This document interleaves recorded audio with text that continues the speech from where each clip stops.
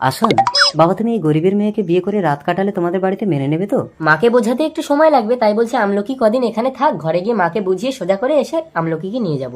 না, আমি তোমার সাথেই যাব, তুমি যদি আর না আসো। আচ্ছা ঠিক আছে চলো। আমার আমলকিকে তুমি দেখো বাবা। আচ্ছা আসি।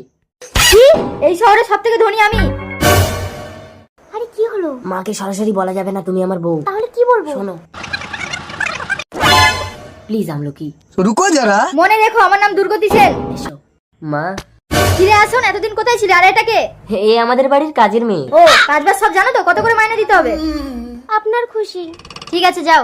আসুন, কাল তোকে মেয়ের বাড়ি থেকে দেখতে আসে, বাড়ি থাকবি। ঠিক আছে। এই এবার কি হবে? আরে তুমি দাঁড়াও না, আমি ওদের সামনে এমন কল করবো ওরা আমাকে পছন্দই করবে না। আসুন আসুন, বসুন। এই চাকরানি চা নিয়ে আয়। এবার আমাদের হবু জামাইকে দেখান। এই আসুন। নমস্কার। এই চোখের দৃষ্টিটা অবিকল আমাদের মেয়ের মতো, বলো ছেলেকে আমাদের পছন্দ। তাহলে আগামী 3 তারিখ বিয়ে পাকা। চলুন ছেড়ে দিয়ে আসছি। আমলকি, আমলকি দরজা খোলো। কেঁদো না আমলকি, সব ঠিক হয়ে যাবে, আমি তো আছি। এই কি হচ্ছে এটা?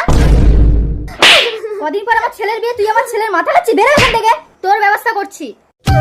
আমলকি কেমন আছিস মা?